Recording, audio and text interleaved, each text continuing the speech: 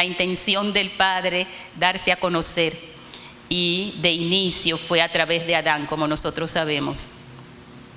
Su intención era que él expresara su naturaleza y su carácter, y que ejerciera ese dominio en la tierra, darlo a conocer. Sin embargo, luego de la caída, vemos que Adán pierde el propósito, falla en su asignación, y lo que inicia es una labor muy diferente a la que se le encomendó, de la que más tarde hablaré un poquito con detalle. Pero la intención del Padre, continúa Wilson, para que veamos un título del cual yo voy a hablar ahora, que yo quiero que fijemos y que es muy importante, y el término es el Hijo corporativo. La intención de Dios fue la de exhibir su naturaleza y su carácter a través de una entidad integral y corporativa, compuesta por muchos miembros diferentes individuales. Esa entidad corporativa, que nosotros vamos a ver cómo se llama, iba a ser, se puede decir que dirigida o formada,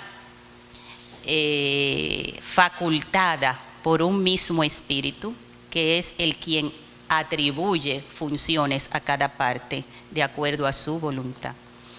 Pero es esta entidad corporativa la que nosotros relacionamos con el cuerpo humano.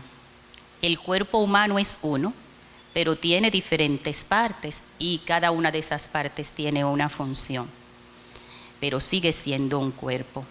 Esto lo hablamos con relación a un cuerpo físico, pero cuando hablamos de esa entidad corporativa que el Señor quería que expresara su naturaleza y su carácter, estamos hablando de una entidad espiritual. Amén. Esa entidad espiritual nosotros la conocemos como el cuerpo de Cristo. Amén. Y solo el Espíritu de Cristo, solo Cristo, era capaz de reunir a todos los espíritus humanos ya reconciliados con el Padre en esa entidad corporativa. En esa entidad corporativa que llamamos Hijo de Dios y que llamamos Cuerpo de Cristo. De esa entidad corporativa, el Padre consideró que la cabeza de esa entidad, como dice Efesios, y puso sobre todas las cosas como cabeza a la iglesia. Entonces la entidad que es la cabeza de ese cuerpo es Cristo. Amén. Cuando Cristo caminó en la tierra, Él portaba el espíritu corporativo. Pero ¿qué pasaba? Yo voy a hablar acerca de algo que lo predicó Pedro en Hechos 2. Y yo considero que Pedro en ese momento ni se imaginaba que ahora nosotros íbamos a decir que esto era el Hijo corporativo. Entonces en Hechos 2, él está hablando a la casa de Israel acerca de quién era Jesús, en quién se convirtió, y que ellos no supieron siquiera lo que hicieron con él. Entonces él les dice, él comienza a explicar que ese Jesús, mientras él estuvo en la tierra, dentro de él estaba el Espíritu del Cristo encubierto, y que era necesario que muriera para de esa manera desatar al Cristo que estaba dentro de él. Cuando el Señor muere, el Padre lo resucita de entre los muertos y lo libra de la agonía de la muerte, porque la muerte no lo podía retener. Entonces Él le dice, casa de Israel, a ese Jesús que ustedes crucificaron, Dios lo ha hecho Señor y Cristo. El Cristo estaba encerrado en ese Jesús de Nazaret, del cual todavía mucha gente ora y dice Jesús de Nazaret. Pero nosotros vemos que después de la resurrección, ese Cristo que estaba dentro de Jesús, ese Cristo que fue expuesto, es la razón de la existencia nuestra, señores. Y cuando Él es resucitado, entonces sí, nosotros encontramos la situación que es lo primordial que entendamos. ningún espíritu podía impartirse o podía reunirse a Jesús mientras estuvo en la tierra. Pero con esa particularidad que tiene el Espíritu de Cristo, de poder reunir a cada uno de esos espíritus ya reconciliados con el Padre, se puede formar lo que nosotros conocemos como el cuerpo de Cristo. Y usted dirá, entonces, ¿es sinónimo de la iglesia? No, no es sinónimo de la iglesia, hijo corporativo. Esa entidad es el hijo corporativo, porque este hijo corporativo viene a reafirmar lo que es la identidad de hijo de cada uno de nosotros. Cada uno de nosotros es una entidad corporativa y reunidos como cuerpo somos el cuerpo de Cristo. Pero usted no ha visto un cuerpo caminando sin cabeza, ¿verdad? Porque sería un monstruo. Entonces la cabeza de ese cuerpo es Cristo. Por lo que el hijo corporativo, ¿quién es? Es Cristo y la iglesia. Ese es el que está sentado a la derecha del Padre, el hijo corporativo. Y ese mismo espíritu que facultó al hijo individual es el mismo espíritu que ahora continúa esa obra a través del hijo corporativo. Por eso este propósito del Padre de darse a conocer a través del Hijo, impartiéndose en la iglesia. ¿Entienden por qué la definición dice ahora impartiéndose en la iglesia? Nosotros estamos facultados para eso, para dar a conocer al Padre a través del Hijo. Cuando Jesús estaba en la tierra, dice en los evangelios que el Hijo de Dios no tenía dónde recostar la cabeza. Cuando dice que el Hijo de Dios no tenía dónde recostar la cabeza, no está hablando de que era pobre, de que no tenía una casa, de que no tenía una habitación. Era que su cuerpo no había nacido, porque su cuerpo surgió después de su muerte y su resurrección, que es el cuerpo de Cristo. Entonces ahora Cristo tiene dónde recostar la cabeza. ¿Dónde la recuesta? En el cuerpo. ¿Me captaron? ¿Captaron en el espíritu? Entonces, cuando ustedes oigan ese término de que el Hijo de Dios no tiene dónde recostar la cabeza, no era por pobreza, era porque aún no había surgido la iglesia. Cuando el Señor llama a la iglesia, vienen los dos, Cristo y la iglesia, porque es una entidad que no se puede dividir, no se puede separar. Era igual como cuando llamaba a Eva. Cuando llamaba a Eva, venían los dos. Cuando llamaba a Adán, venían los dos, porque eran uno. Así mismo somos nosotros. Recuerden que Eva fue sacada ¿de dónde? De Adán. El Señor lo hizo dormir y la sacó de él, estaba ahí. Así estaba ese cuerpo escondido en Cristo. Muchas veces habló el Señor de que era necesario que el grano de trigo cayera y muriera, porque si no moría, quedaba solo. Pero si moría, oigan, entonces era la situación. Después de su muerte nosotros hemos recibido toda esa gran bendición y ahora nosotros somos un hijo corporativo. A mí me hacía pensar algo esta situación de ser el hijo corporativo. Ser el hijo corporativo. Nosotros no nos podemos despegar de esto cuando querramos. Señor, esto es para siempre. Porque hay un requisito para ser hijo corporativo. Y el requisito para ser parte es nacer de nuevo. ¿Puede alguien quitarse la vida increada que fue impartida en nosotros? ¿Puede alguien sacársela, quitársela? De ninguna manera.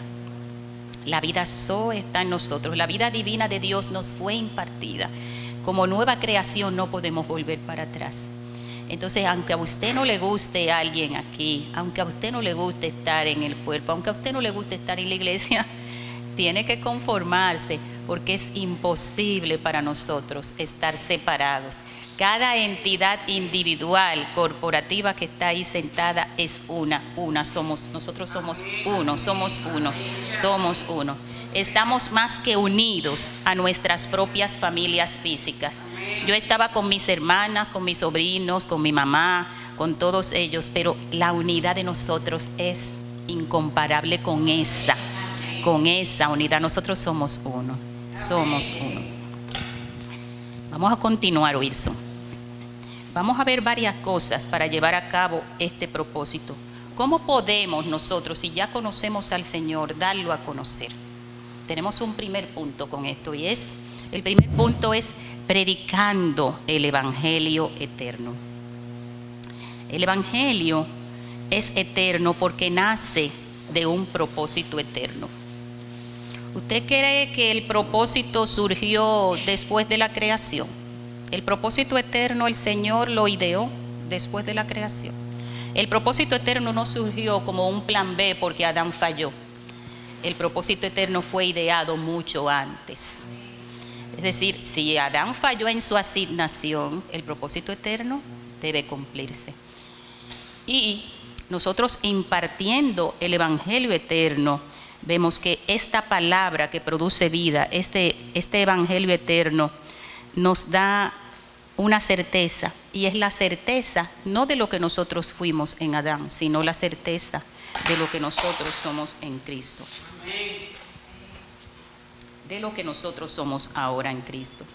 Vamos a comenzar en detalle a ver qué yo quiero llevar con esto. Vamos, Wilson, 2 Corintios 4. Josefina, nosotras somos una entidad corporativa, porque tus dos lecturas están dentro de lo que voy a predicar.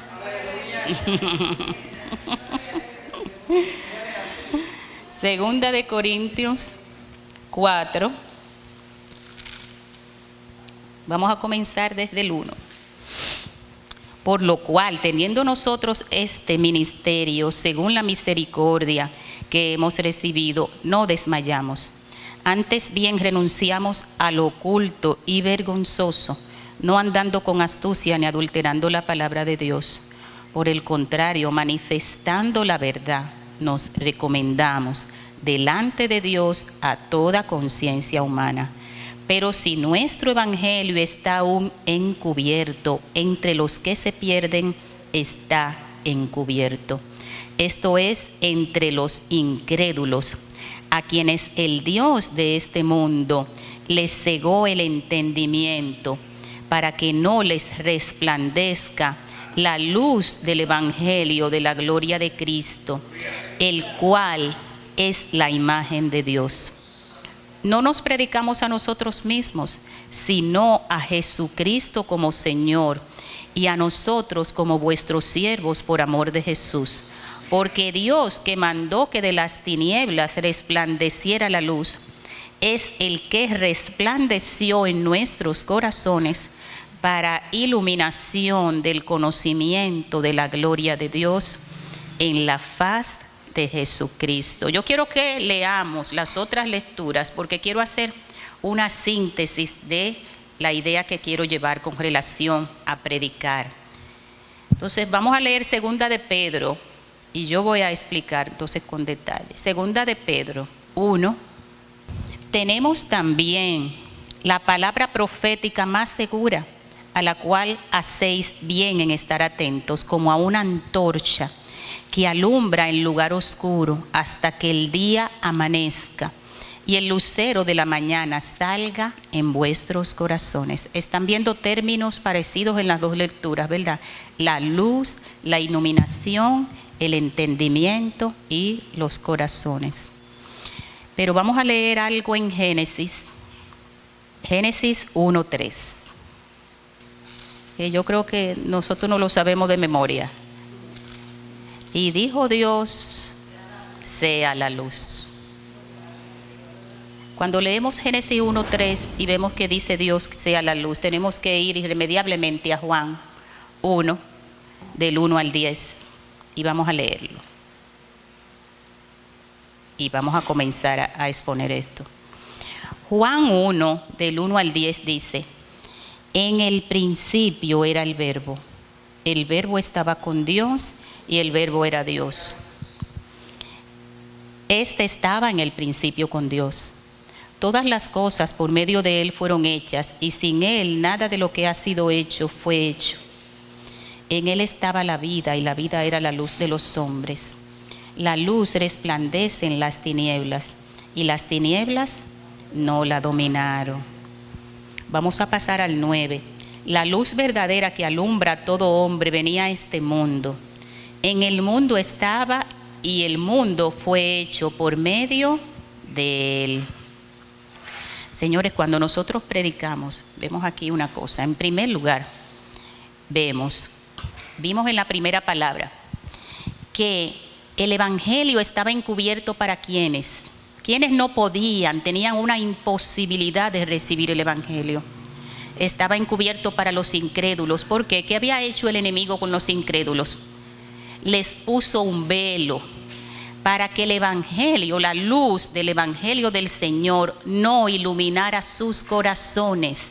Esa luz no resplandeciera y recibieran revelación. Es lo mismo que vemos con lo que dice Pedro. Él habla de esa lumbrera que llegaría a nuestros corazones a iluminar. Entonces, ¿qué es importante aquí? Señalar como la luz. Si vemos la luz, revelación, perfecto, revelación, iluminación. ¿Qué es lo contrario? Se puede decir lo contrario a la luz, no tanto, no lo estaría diciendo, pero ¿qué pasa cuando no hay luz? La ausencia de luz, ¿qué nombre recibe? Tinieblas, oscuridad. Pero en la concordancia vemos que el término hebreo para esto es koshek, que significa oscuridad, miseria, obstrucción, muerte, pero una palabra muy importante, ignorancia, tristeza, maldad. Señores, en el principio era el verbo. Desde el principio vemos una cosa, desde el principio el Padre comienza ¿qué? A manifestar a su Hijo.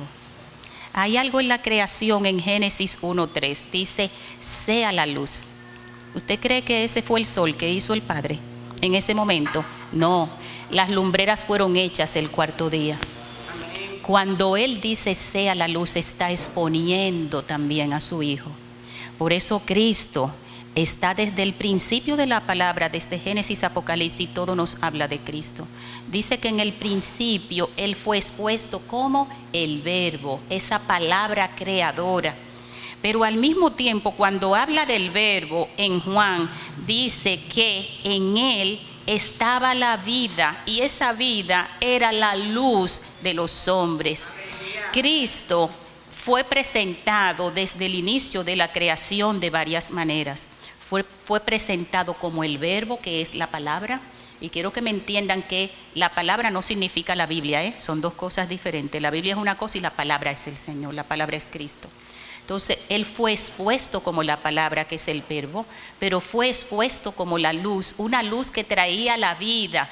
Esa luz comenzó a crear las cosas, una luz que dispersó tinieblas, porque Cristo, antes de ser presentado por el Padre como el Hijo, fue presentado como la palabra. Amén.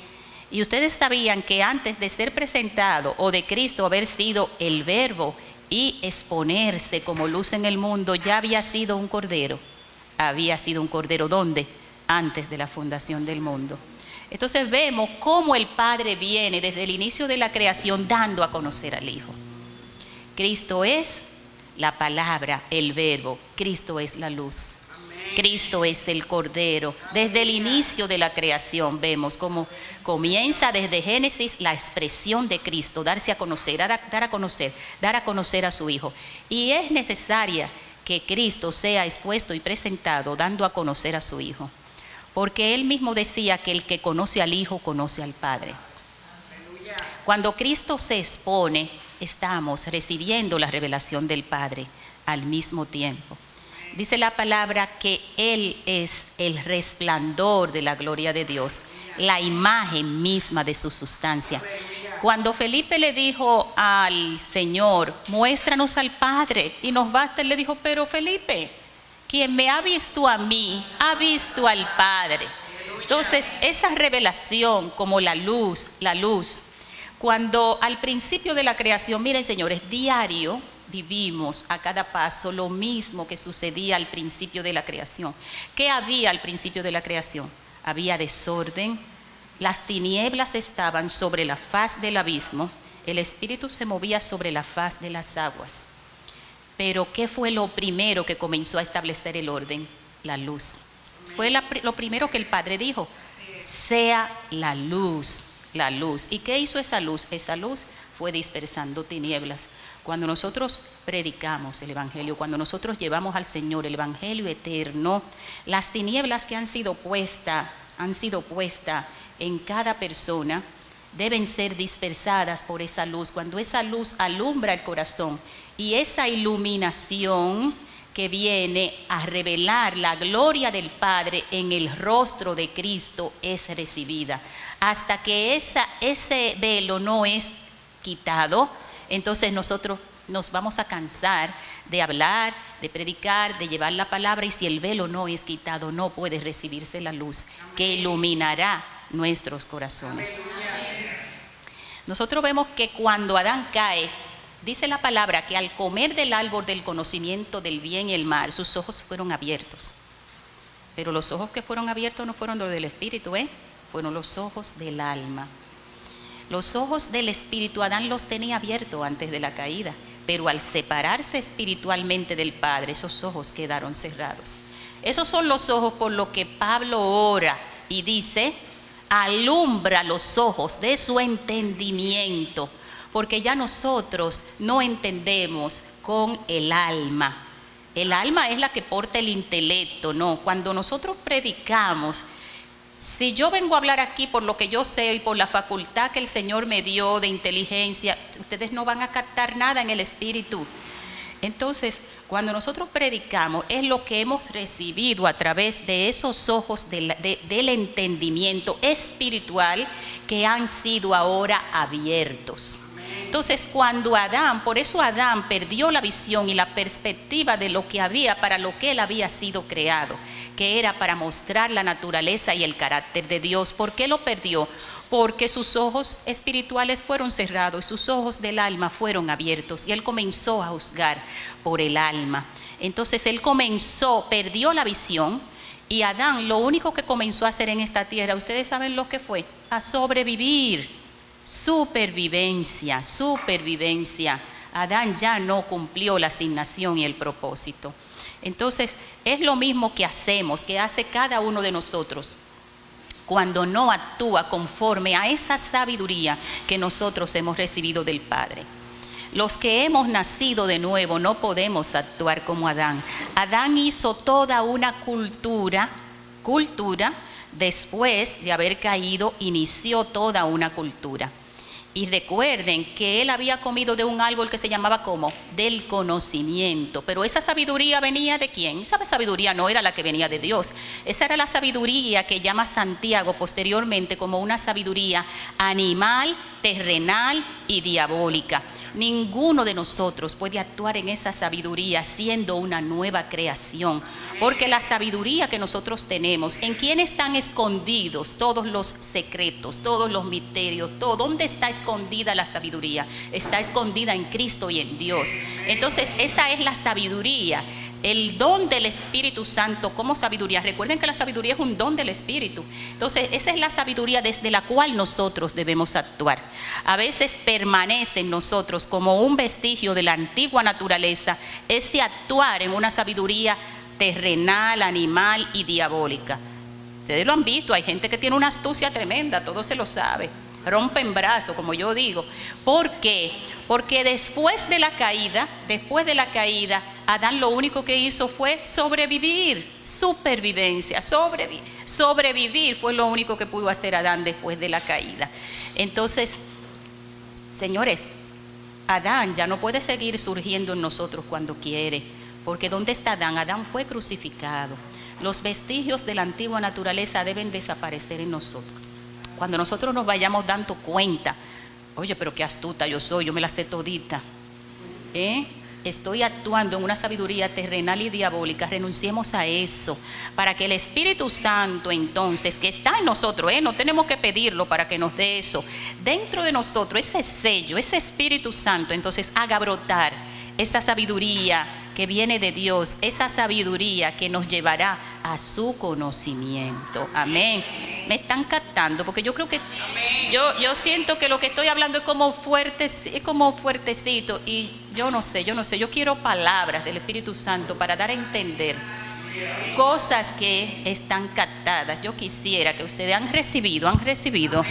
Amén, han recibido. Entonces, en Mateo 5, del 14 al 16, Wilson. Mateo 5, del 14 al 16. Mateo 5 confronta, señores. Mateo 5 confronta. Mateo 5, del 14 al 16 dice: vosotros sois la luz del mundo. Una ciudad asentada sobre un monte no se puede esconder. Ni se enciende una luz y se pone debajo de una vasija, sino sobre el candelero, para que alumbre a todos los que están en casa. Así alumbre vuestra luz delante de los hombres, para que vean vuestras buenas obras y glorifiquen a vuestro Padre que está en los cielos. Qué maravilloso es que, siendo Él la luz, nos diga a nosotros que nosotros somos la luz. Nosotros somos la luz. Y dice aquí: ustedes son la luz. Alumbramos nosotros. Como luz cumplimos ese propósito de dar a conocer al Padre en nuestro caminar diario, en la casa, con la familia, con los amigos, en los trabajos, en las universidades, los que todavía estudian en las escuelas. Somos luz, porque ese es el propósito, ser luz. Ustedes son la luz del mundo, decía el Señor. El Señor ahí mismito, ¿saben lo que hace? Nos compara ¿con qué? Con una ciudad que está sobre un monte. Si una ciudad está sobre un monte, no se puede esconder. Todo el que está en lo llano. Yo he ido a muchos países que tienen castillos en monte, que desde que uno llega a la ciudad ve el castillo allá y uno dice: ay, yo quiero ir. Ese castillo no se puede esconder. Así somos nosotros, señores. No nos podemos esconder, porque nuestra luz alumbra, la luz nuestra resplandece. ¿Para qué? Dice la palabra aquí que alumbre esa luz. Ustedes saben, cuando esa luz de nosotros alumbra en cada uno de esos lugares donde nosotros caminamos, ¿qué la gente va a ver? Nuestras buenas obras. ¿Y qué va a hacer eso? Esas buenas obras van a glorificar al Padre. Estas buenas obras no es que yo voy por ahí haciendo lo que yo quiero, no. ¿Ustedes saben cuáles son esas buenas obras? Son las que Dios preparó de antemano para que nosotros andemos en ellas. Y esas son las obras que glorifican al Padre, porque esas obras están atadas al propósito eterno. Tienen un propósito. Todas las obras que Él preparó de antemano para que yo camine en ella. Si dice para que camine en ella, es que esas obras, hay día a día una obra que yo tengo que hacer en ese día. Oren pidiéndole al Señor: oh Padre, en el nombre de Cristo, que toda obra que tú preparaste de antemano para que yo camine en ella en este día, yo pueda hacerla en el nombre de Cristo por el Espíritu Santo. Y esas obras son las que van a glorificar al Padre a medida que yo alumbre, a medida que yo sea luz. Cuando yo leía esto y ser luz en los trabajos, señores, miren, aquí hay 2 bombillos en los trabajos, que son 2 colegas que yo tengo. Esa que está allí, la amada de Joel, Hani, y mi querida Sandra. Eso es seguro, que cuando yo me siento en ese consultorio del hospital, los pacientes van a decir: ay, doctora, las 2 muchachas que nos ayudaron allá afuera, lo que le faltó fue agarrarme de la mano, doctora, nada más. Qué buenas son ellas, qué bien. Y yo le digo: son hijas de Dios. Ustedes no ven, es a su padre que se parecen. Es a su padre que se parecen las 2. Ese testimonio, yo sé que algunas de ustedes, ellas las han servido en el hospital. Oigan, esos son lumbreras en el hospital, porque hasta para mí, hasta las 2, oigan, ellas son luz. Y la gente pregunta: ¿son cristianas? Dice la gente. Yo le digo: son hijas de Dios, se parecen a su papá. Ustedes no ven que a su padre que se parecen ellas. Y eso es una bendición, ser luz en los lugares que nosotros estamos. Dice la palabra, recuerden, que así mismo como nosotros somos luz, y la luz es la que trae revelación e iluminación en nuestros corazones, nosotros somos justos, ¿verdad? ¿Y cómo es la senda de los justos? Dice la palabra en Proverbio que la senda de los justos, esa palabra tan preciosa, es como la luz de la aurora, que va en aumento hasta que el día es perfecto. ¿Ustedes saben qué significa eso? A medida que nosotros recibimos luz, a medida que nosotros recibimos revelación, iluminación y conocimiento de Dios y el Hijo, nosotros nos vamos perfeccionando. Dice, hasta que el día es como perfecto. Ese día somos nosotros, hasta que nosotros somos perfectos, completos. Esa luz, ese conocimiento de Dios, el conocimiento de Dios, el conocimiento de Él. Señores, hay gente todavía que está equivocada. Hay gente que cuando ve a uno que trata de conocer a profundidad al Señor y eso te dice, no sepa tanto, que eso no es bueno. Porque hay gente todavía que cree que la letra mata. Y eso quería decir otra cosa cuando en 2 de Corintios habla de que la letra. No, señores, toda tiniebla tiene que ser dispersada. Y la única manera es con la exposición de la luz. A medida que nosotros sabemos, conocemos a Dios, conocer a Dios Padre, conocer al Hijo, nosotros vamos recibiendo, oigan, qué gozo, qué paz, qué liberación, cómo experimentamos el crecimiento que experimentamos es maravilloso. Yo estoy muy entretenida y esto es muy largo. Vamos a continuar, Wilson. ¿Qué otra manera nosotros podemos dar a conocer al Padre? ¿Cómo podemos ir cumpliendo ese propósito? Y hay otra manera que es portando la gloria eterna. Portando la gloria eterna. ¿Puede ser evidente la gloria que portamos nosotros? ¿Puede verlo la gente? ¿Ustedes creen que puede verlo la gente? La gloria que nosotros portamos. Portamos gloria. Vamos a ver unas lecturas que nos van a hablar de eso. Wilson, 2 de Corintios 3, del 7 al 11. Las palabras que trajo mi querida Josefina. No, somos un cuerpo. Estábamos junticas con el Espíritu Santo, nosotras dos leyendo. 2 de Corintios 3, el 7 al 11. Si el ministerio de muerte grabado con letras en piedras fue con gloria, tanto que los hijos de Israel no pudieron fijar la vista en el rostro de Moisés, a causa del resplandor de su rostro, el cual desaparecería, ¿cómo no será más bien con gloria el ministerio del Espíritu? Si el ministerio de condenación fue con gloria, mucho más abundará en gloria el ministerio de justificación.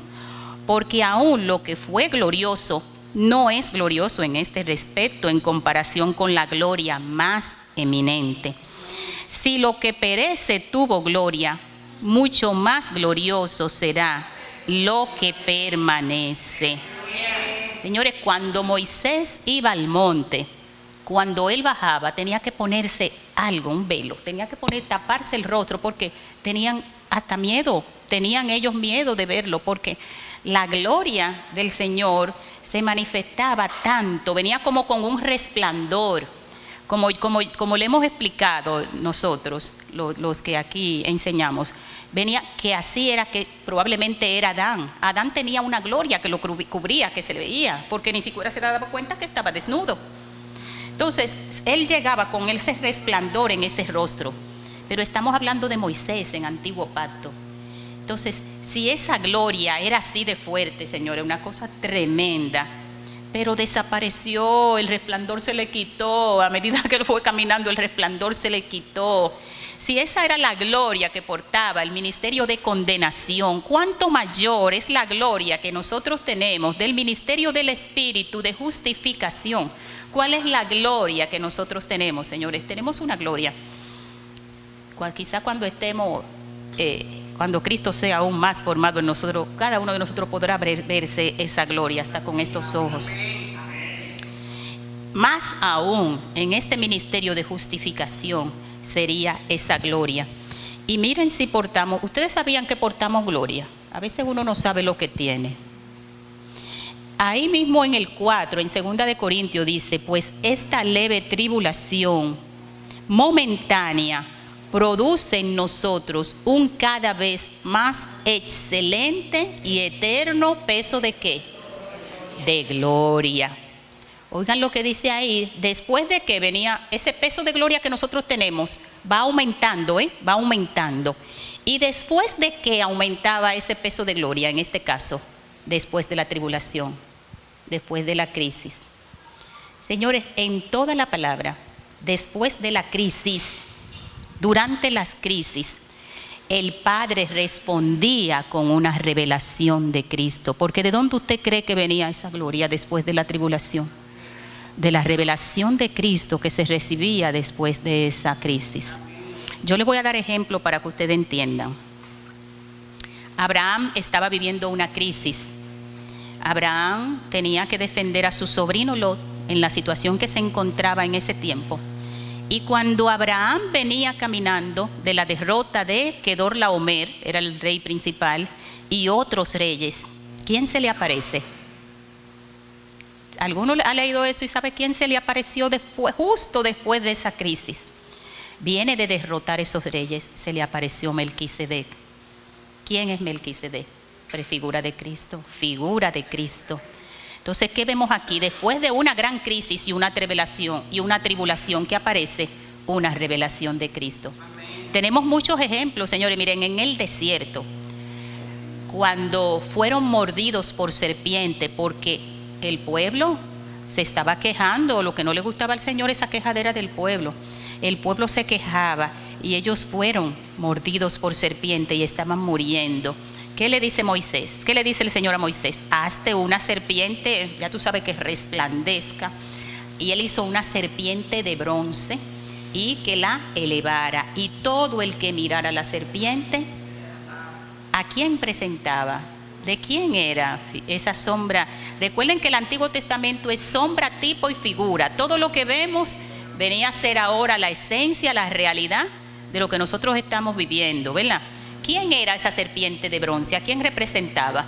A Cristo. Y usted dirá, acuérdense, ellos al principio dudaban, ¿una serpiente? No, ¿por qué? ¿Por qué era una serpiente de bronce? ¿Por qué esa revelación de Cristo? ¿Quién cargó con nuestros pecados? No cargó, no. Se hizo pecado. No es lo mismo que yo diga, me cargué, lo hice parecido a un lagarto, que yo diga se convirtió en un lagarto. Él se hizo pecado. Y apareció después de esa crisis en la cual estaba muriendo. Él les respondió ¿con qué? Con una revelación de Cristo. Cuando se quejaron de que no tenían agua, ¿con qué les respondió? ¿Cuál era la revelación de Cristo cuando el pueblo se quejó de que no había agua? La roca. Esa roca caminaba con ellos, señores, se movía. Yo no sé cómo era, pero esa roca estaba donde ellos estaban. Y la roca les daba agua. Cuando se quejaban de que el calor era agobiante, porque el resplandor, porque el sol no lo soportaban, ¿qué pasó? Les ponía una nube de día que no los dejaba recibir. ¿Quién era esa nube? Esa nube era Cristo. Cuando se quejaban de que tenían hambre, ¿quién llegó? El pan que cayó del cielo, Cristo, el pan. Entonces, cada vez que había una crisis, ¿qué había? Una revelación de Cristo. Y sigue habiéndolo, señores. En Romanos dice el Señor, esta leve tribulación que ustedes tienen ahora les va a traer un mayor también peso de gloria. Y cuando nosotros somos ejercitados en disciplina, ¿qué dice? Al presente parece que no es causa, parece no ser causa de gozo, sino de tristeza. Pero después, ¿qué trae la disciplina? Un fruto apacible de justicia a los que en ellas fuimos ejercitados. Entonces, cada vez que el hombre atraviesa una tribulación o una crisis, va a recibir un peso mayor de gloria porque está recibiendo una revelación de nuestro Señor Jesucristo. Entonces, ya no vamos a enfrentar la crisis como antes. Oigan, cuando uno predica una cosa, usted dirá, ay, ella lo hace muy bien. Señores, igualito todo. Cuando tenemos una crisis queremos salir de ella, queremos salir corriendo. ¿Qué es lo que pasa? ¿Por qué? Porque la vemos desde Adán, las crisis. Pero cuando las crisis son vistas en el Espíritu, entonces nosotros ya no le preguntamos al Padre cuando está pasando algo, ¿por qué? Ya no le decimos, ¿por qué, Señor, tú permites eso? No, le decimos, ¿qué tú me quieres mostrar con esto? ¿Qué tú me quieres mostrar? ¿Para qué lo estoy viviendo? Y vamos a recibir un mayor peso. ¿Verdad que sí, hermana Sagrario? Un mayor peso de gloria después de las crisis. Vamos a ver cómo seguimos dando a conocer a nuestro Señor. Y como punto 4 tenemos, Wilson, operando como reyes y sacerdotes. Operando como reyes y sacerdotes. Vamos a continuar con las lecturas.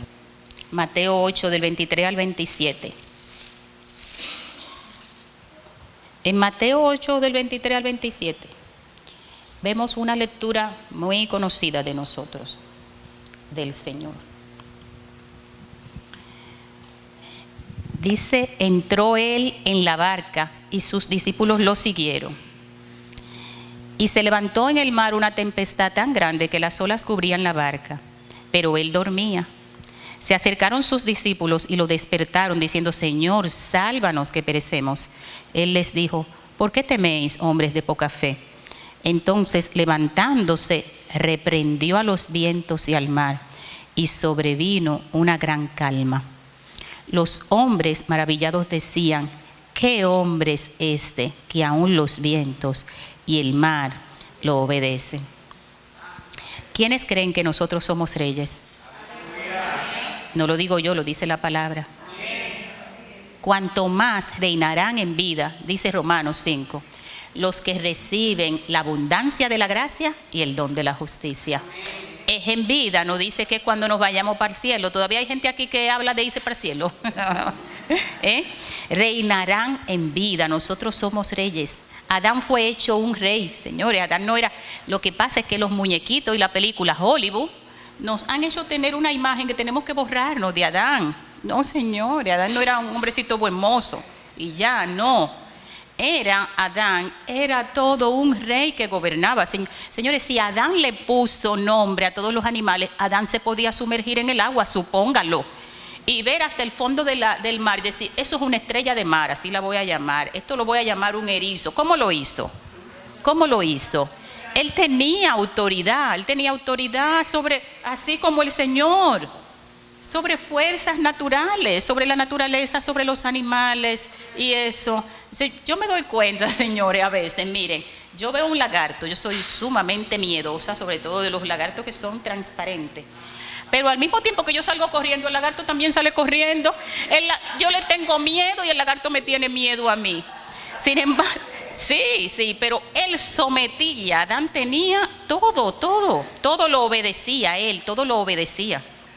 La naturaleza lo obedecía. Pero aquí vemos algo maravilloso. Y es que, oigan, Señor, ¿ustedes saben lo que estaba haciendo el Señor en esa tempestad? Estaba durmiendo. ¡Wow! Se pasó el Señor. Estaba durmiendo.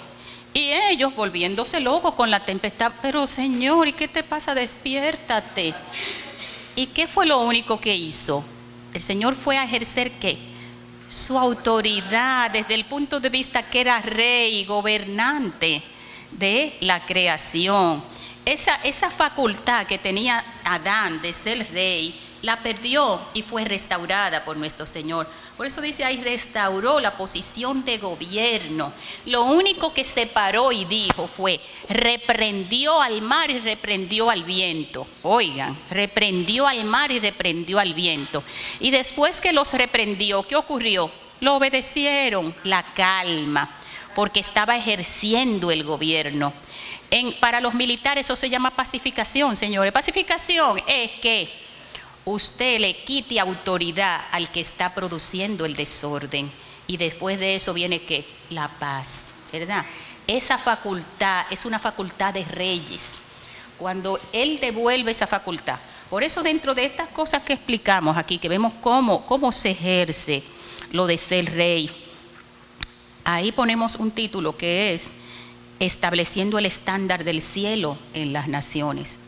Señores, cuando hablamos de ser rey, no es que nosotros somos reyes porque, wow, soy una gran cosa, estoy por encima de todo ahora, pues estoy encima de todo el mundo. O no es ser rey para tener lo que nosotros entendemos como los tronos de la tierra, los tronos donde hay alguien sentado con un cetro, está dirigiendo, está mandando y tiene a todo el mundo subyugado. Eso no son los reyes del reino al que nosotros pertenecemos, ¿eh? Eso no son los estándares para que nosotros gobernemos como reyes, porque vimos aquí dos cosas, ser reyes y sacerdotes. ¿Qué hace un rey? Gobierna. ¿Y qué hace un sacerdote? Ministra. Señores, las dos cosas nos dijo Cristo que nosotros somos, reyes y sacerdotes. Entonces, el estándar, ¿verdad? Las reglas, cómo es que debe ser, cómo es el cielo. Entonces, ese estándar del cielo, nosotros venir y traerlo y establecerlo en las naciones, pero es como decía el Señor, no nos vamos a enseñorear de ellas. Porque mientras más ejercemos como reyes, más servimos. Nosotros somos reyes que servimos. Pero asimismo nos ha sentado juntamente con Cristo. En Efesios, este reinado que nosotros ejercemos, este reinado lo ejercemos juntamente con Él. Si nosotros vemos Efesios 2:6, Wilson, Efesios, ponlo tú más rapidito para no buscarlo yo. Efesios 2:6, cuando dice que nosotros estamos y juntamente con Él nos resucitó y asimismo nos hizo sentar en lugares celestiales con Cristo Jesús. Ahí hay dos palabras, juntamente y asimismo. Cuando nosotros fuimos crucificados con Cristo, ustedes lo saben, ¿verdad? Pero también resucitamos. ¿Y dónde estamos? Sentados a la derecha del Padre, juntamente con Él y asimismo. ¿Qué quiere decir? Igual nos puso, oigan señores, por esto esta definición comienza, la definición de propósito eterno comienza con unas palabras, la voluntad amorosa. Qué tan grande amor tiene el Padre para colocarnos en el mismo lugar de su Hijo, en el mismo lugar, juntamente y asimismo nos hizo sentar en lugares celestiales con Cristo. Nosotros somos reyes juntamente con Él, no por separados.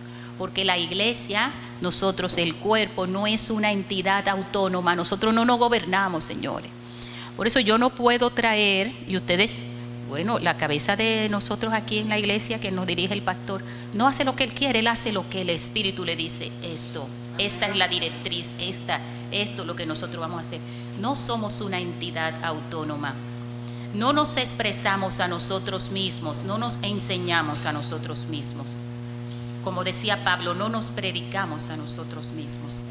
Nosotros expresamos la vida de Dios que portamos. Entonces, cuando reinamos juntamente con Él. Entonces, al mismo tiempo, voy un poquito más rápido. Vamos a terminar, veo que temprano. Además de que somos reyes, ¿alguien tiene duda de que nosotros somos reyes? ¿Cómo somos reyes? Somos reyes hasta por un asunto legal, que es la justicia, y por su gracia. Reinaremos en vida, dice Romanos 5. Reinaremos en vida los que reciben la abundancia de la gracia y el don de la justicia. Reinamos en vida. Pero además de reyes, nosotros somos sacerdotes en este caminar. Nosotros somos, señores, sacerdotes, creo que está ahí mismo, según el orden de Melquisedec. Ya no somos sacerdotes porque pertenecemos a una familia. En el antiguo pacto, para ser sacerdote, había que ser de la tribu de Leví. Los que no eran de esa tribu no podían ser sacerdotes, no, pero nosotros ahora somos sacerdotes según el orden de Melquisedec. Por eso cuando nosotros ministramos como Él, de acuerdo a lo que significa su nombre, de paz y justicia. Nosotros no hacemos una administración de condenación, como decía en 2 de Corintios, sino de justicia, justificación, en paz y en justicia. Y este es un sacerdocio eterno y perfecto. En este sacerdocio perfecto nosotros vemos algo, que la administración de esos sacerdotes, ¿qué hace? perfecciona a todos los santos. Eso lo dice Efesios. Los ministerios son para perfeccionar a los santos. Recuerden que creo que hablé de eso en otra prédica, cuando dice en Efesios perfeccionar a los santos, en griego está usando una palabra que es catarticio, y esa palabra quiere decir equipar a los santos. Nosotros estamos equipados para cumplir con este propósito eterno, señores. Estamos equipados, y en este sacerdocio eterno y perfecto, los sacerdotes ministran y perfeccionan, capacitan. Hay una particularidad de este sacerdocio eterno que nosotros ejercemos. En este sacerdocio eterno, nosotros, ¿cuáles son los utensilios que tenemos? Señores, ya no tenemos los utensilios que usamos como sacerdotes según este orden. Ya no son los pañuelos ungidos, o un chin de agua que produce milagro, o el aceite. El aceite, señores, no reciban condenación, porque hasta el otro día yo echaba aceite, Yo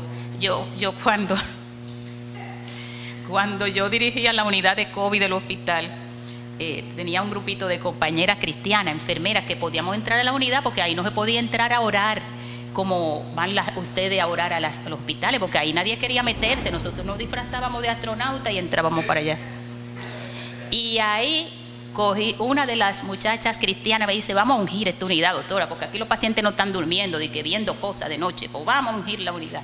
Y fuimos y ungimos con aceite. Es decir, cuando decimos esto, no recibamos condenación, pero rompamos toda, ¿cómo se llama eso para los psicólogos? Toda zona de confort, todas las cosas a las que nosotros estamos tan acomodados a realizar, que ya no son del nuevo pacto. Dejémoslas sin ninguna condenación y ningún remordimiento. Porque ahora, como sacerdotes, ya nosotros no necesitamos pañuelos ungidos. Usted tiene un pañuelito ungido ahí, Ángel. No, pañuelos ungidos. No usamos agua milagrosa, no usamos aceite. ¿Cómo es, Marisol? Agua bendita. No usamos aceites, no, porque nuestra administración es con la palabra. Una palabra que me enseña la verdad presente.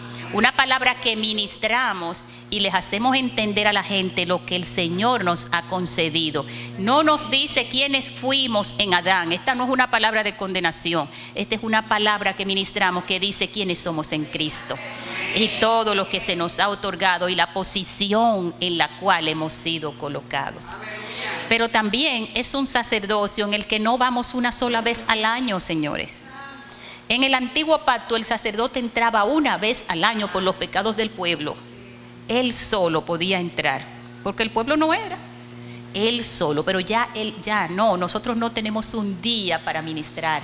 Nosotros estamos constantemente y permanentemente ministrando, porque ya no necesitamos un altar, no necesitamos un templo, no necesitamos un tabernáculo, no necesitamos un lugar santísimo, porque el lugar santísimo somos nosotros, donde está la presencia del Padre, que es desde el lugar donde nosotros ministramos. Esto es maravilloso, señores. Cuando hablamos de sacerdocio, yo quiero que entendamos una cosa. ¿Cuántos son ministros competentes del nuevo pacto aquí? Levántenme la mano todos, porque todos somos ministros competentes de este nuevo pacto. Todos somos reyes y sacerdotes. Señores, ninguno de ustedes me necesita a mí, ni necesita a Marisol para que nosotras vayamos a orar delante del Padre por ustedes. No hay distancia entre el Padre y nosotros. No hay distancia. Cuando nosotros hacemos eso, lo hacemos por los incrédulos, por el que no es nueva creación. El que no es nueva creación sí necesita un sacerdote que vaya y haga. Pero nosotros no necesitamos. Todos nosotros somos nueva creación y cada uno de nosotros es un sacerdote. Con estas promesas y esta herencia que ya nos pertenecen. Donde yo estoy, en mi consultorio, yo hago un culto. ¿Por qué tengo que hacerlo? Porque está la presencia, está el lugar santísimo. Yo no necesito venir a este lugar. Esta es nuestra casa de fe. Pero cuando nosotros no estamos aquí, aquí no hay nada. Cuando entró una sola, aunque fuera a limpiar, aquí hay presencia porque está en ella. Esto está vacío, aquí no hay nada. Aquí no hay nada, aquí estamos nosotros. Y en nosotros, hoy estábamos en la adoración profundizábamos y nos gozábamos. Señores, no vino la presencia de ninguna parte, de cada uno de nosotros brotó como un río. Por eso decía el Señor, de su interior correrán ríos de agua viva. Y así mismo sucedió, así mismo sucede cuando estamos nosotros. Y cuando lo sentimos, ¿verdad? A veces lo sentimos por el frío. Ay, que yo sentí que un escalofrío, que la presión, sí. Pero cuando realmente está, señores, no lo sentimos porque vino de fuera, porque salió de cada uno de nosotros. Esa expresión de la presencia del Señor. Amén. Vamos concluyendo, Wilson, vamos ya hasta... Tú las tienes ahí, no tienes que descargarla, Wilson, porque van, exacto, ya tú la tienes ya descargada. Y vemos que el resultado de ese propósito eterno, ¿cuál iba a ser? La definición es que esa voluntad amorosa del Padre de darse a conocer a través del Hijo, impartiéndose en la iglesia, ¿para qué? Para que Cristo sea el todo en todo. Dice en Colosenses 3, donde no hay griego ni judío, circuncisión ni circuncisión, bárbaro ni escrita, esclavo ni libre, sino que Cristo es el todo y en todos. Continúa, Wilson. En Efesios 1 dice, Dios sometió todas las cosas al dominio de Cristo y lo dio como cabeza de todo a la iglesia. Esta que es su cuerpo, es la plenitud de aquel que lo llena todo por completo, dice la Nueva Versión Internacional. Lo llena todo por completo, porque la tierra será llena del conocimiento de la gloria de Jehová, como las aguas cubren el mar. El conocimiento de Jehová, a ese conocimiento que todos nosotros vamos a llegar como las aguas cubren la mar. Amén. Vamos a ponernos de pie. Terminé temprano.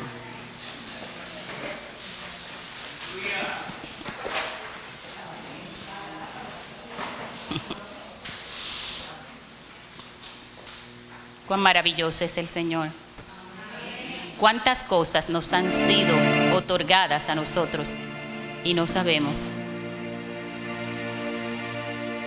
A veces nosotros vamos delante de Él y yo digo perdemos el tiempo porque comenzamos a presentarle todas las cosas que estamos viviendo, todas las cosas que si tenemos problemas, que si los hijos esto, que si aquello, lo otro, pero con una sola cosa que tenemos todo está resuelto y es la revelación del Señor en nosotros.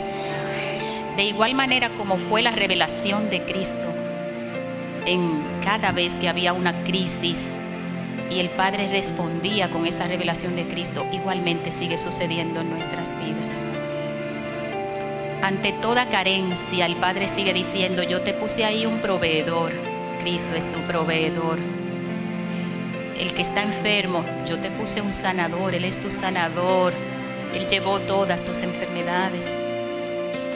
Ante cada crisis que vamos, Él es tú. Estás triste, Él es tu consolador. Hay una revelación de Cristo desde Génesis hasta Apocalipsis en todo momento, en todo momento. Quien lo ha visto a Él, ha visto al Padre. Él es el resplandor de su gloria. Él es la imagen misma de su sustancia. Nos conceda el Padre un espíritu de revelación y sabiduría en el conocimiento de Cristo. Cada vez que ese espíritu de sabiduría y de revelación en el conocimiento de Cristo. Queremos conocerte, oh no, Señor, queremos conocerte a profundidad, conocer cada día más de ti, conocer cada día más de ti. Señor, así mismo como la senda de los justos, como la luz de la aurora que va en aumento, el Señor va trayendo cada día revelación a nosotros. Señor, no nos da todo de golpe. Yo creo que estuviéramos muertos porque no aguantamos todo lo que puede darnos, sino que es línea sobre línea, renglón tras renglón, como dice la palabra. Nosotros vamos recibiendo. Y nosotros vamos llegando y llegaremos a esa plenitud en Él. Porque Cristo, todas las cosas fueron hechas por Él y para Él, dice la palabra, por Él y para Él. Él lo llena todo en todo. Cristo es la respuesta.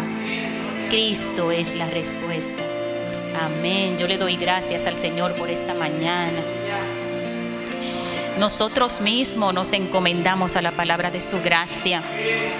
Que el Espíritu Santo continúe reafirmando, guardando esa palabra en nuestros espíritus para que dé fruto, para que sea fructífera, para que sea provechosa, para que sea como es ella en nosotros, eficaz.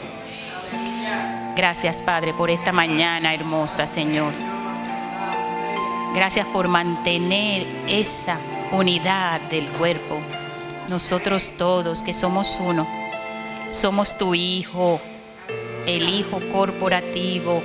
Nos has sentado juntamente con Él a tu diestra. Y nosotros estamos gozosos y agradecidos, Padre. En el nombre de Cristo Jesús. No puedo decirle bendición. Más bendición ya no podemos recibir. Que la paz y el gozo sean manifiestos en este día en los corazones de ustedes. Amén. Vamos en paz. Yo sabía